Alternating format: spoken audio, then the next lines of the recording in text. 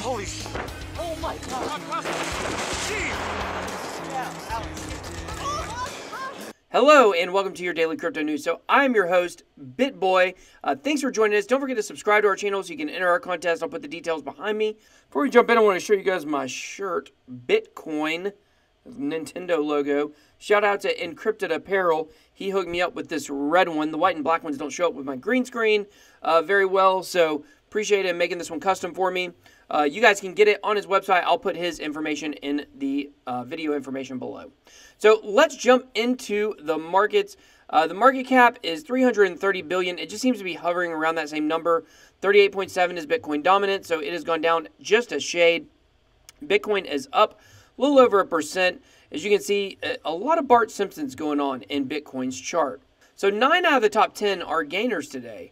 So interestingly enough, the one that is a loser is Tron. So if you know anything about Tron, you know that they just launched their mainnet. And it was very interesting because for a lot of projects that launch their mainnet, we get a pump leading up to the mainnet, and then after the mainnet launches, it goes down.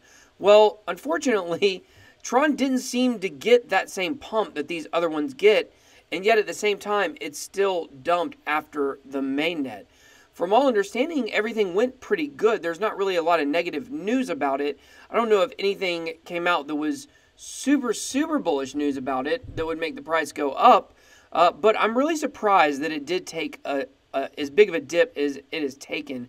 It was down considerably yesterday, and after the launch, it really didn't do anything for the price.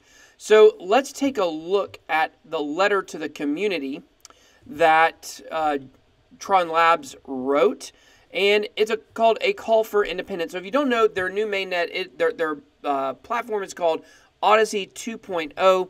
They are moving away from being an ERC20 to having their own open source platform. You can download and run the mainnet from their GitHub page, which is right here on this Medium article. I'll put the link to the article below. One thing is, it says that Tron Odyssey 2.0 has accumulated 2,153 commits, merged 547 forks, released 15 software iterations, and added 102 new features. So that means that Tron takes the crown for commits in Q2, totaling more than any other blockchain project in the world. So very cool. They've also declared June 25th as Tron Independence Day. So technically, even though the mainnet has launched, June 25th is going to be the day they officially shed the identity as an ERC20 token. So, you know, I think this is all good news for Tron, and I'm very surprised why, with everything on the rise, it hasn't gone up. Maybe a lot of longtime hodlers were hoping that it would be the mainnet launch would go better than it did, but I don't know. A lot of people think as we get closer to that June 25th date, that is when we'll actually see a lot of gains from Tron. So another project that has now launched its mainnet is Oyster, and we talked a lot about how a lot of these projects, EOS is coming up, a lot of these projects are launching their mainnets and testnets coming up very soon. So hopefully all of these launches will help crypto to maybe start on a bull run. We'll just have to see what it does for the market. So as I mentioned, Oyster is now launched their mainnet. If you don't know what Oyster is, it's a file and data storage cryptocurrency. The ticker is PRL. I really like a lot of cryptos in that space, but Oyster seems to have the most momentum out of all of them right now. There was a time where I felt like Storage had the most momentum, but it seems like Oyster has really overtaken it. So Arc has now released their mobile wallet on the Apple Store. You can go to the App Store and download it. I've actually already downloaded it, played around with it a little bit. It's very easy to navigate, very easy to generate an address on. If you already have an ARC address, you can import it. So I think this is really cool. To my knowledge, this is the cleanest and sleekest mobile wallet that is able to be downloaded on the App Store at this moment. If you know different, drop me a comment and let me know maybe some other ones I should check out. But I think this is going to be very good for this platform. I'm hoping that people will just randomly stumble upon it, and maybe that'll be how some people get into crypto. As we talked about in another video, I think that maybe having an app blow up on the App Store other than Coinbase that's cryptocurrency related might help us to go mainstream. So as we talked about in our news story last night, the Chinese president came out and said blockchain is a breakthrough technology. Well, be careful what you wish for. Now he's getting all kinds of calls from people in China to lift the ban. With South Korea recently discussing lifting their ICO ban, it makes sense that China would be next. I think what people are starting to see, as we talked about last night, that the loss on their economies by pushing these companies to other countries that want to do ICOs is not going to be worth it. So hopefully, if the China ban gets lifted, you know, they did their rankings. They're talking a lot about blockchain and cryptocurrency, so it makes sense for them to do it. When China and South Korea both lift those bans, then that will be a really good day for cryptocurrency. We'll probably see a lot of green that day. So interesting story about Ethereum. It now has 35 million unique addresses and surpasses Bitcoin in active addresses. Honestly, this doesn't surprise me because even though Bitcoin dominance is high, we've looked at how ERC20 tokens are so much of the token market.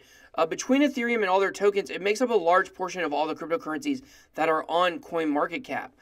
So because of that, you use your Ethereum address for all of those tokens. So it doesn't necessarily mean there's more people invested in Ethereum than Bitcoin, but there's more people invested in Ethereum and all their tokens combined than right now with Bitcoin. And also, you know, the price of Bitcoin scares people away. I believe people that don't necessarily understand the market or people looking for, you know, 100x gains, they realize they're not going to be able to get it in the short term with Bitcoin. And so, you know, they navigate to other things. So this doesn't really surprise me in a lot of ways. So I think it is very interesting, though, that this kind of is a landmark day for Ethereum, that it has surpassed Bitcoin in anything. Will we ever see the flipping happen? Not really sure. So in other altcoin news, MatrixAINetwork is right on schedule. As we've said, they've kind of just popped up recently in the top 100 and has been charging forward. It seems like they're getting a lot of publicity almost every day for something else. So they put out this statement 2 days ago. It says Matrix will launch testnet this September as per the original schedule.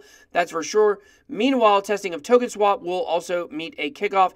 Each of our community members is welcome to participate in the testing for 3 months before the final go live. The Matrix main network will go online on December 30th, 2018.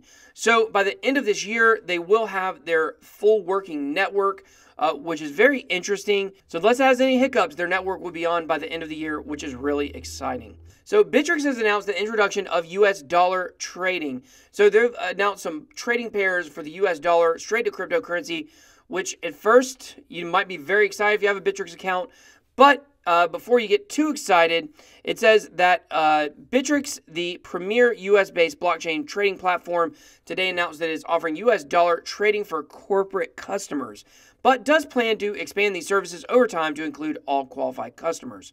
So the initial markets for fiat trading will be Bitcoin, Tether, and true US dollar. You could almost think of it as storing it in like a US dollar wallet if you want to put your money in Tether or true USD. Personally, I don't recommend that. I'm not a big fan of stable coins. I've talked to you guys about that a lot. If you really believe in cryptocurrency and you want your money to stay more stable, I would just invest it in Bitcoin. It showed that while it can have some drops and some gains, they have not been nearly as dramatic or volatile in the recent history of cryptocurrency as they were, maybe back in December or before that. So hopefully they'll be able to expand those listings with time and, of course, get them to all qualified users of Bittrex. So thanks for watching. We're glad to be back. We're glad to be back at home where we have our equipment. We can have our nice green screen. We have our nice microphone, the whole 9 yards. So thanks for joining us. Don't forget to smash that like button, enter our contest, become a subscriber, and thanks for watching. That was your daily crypto news.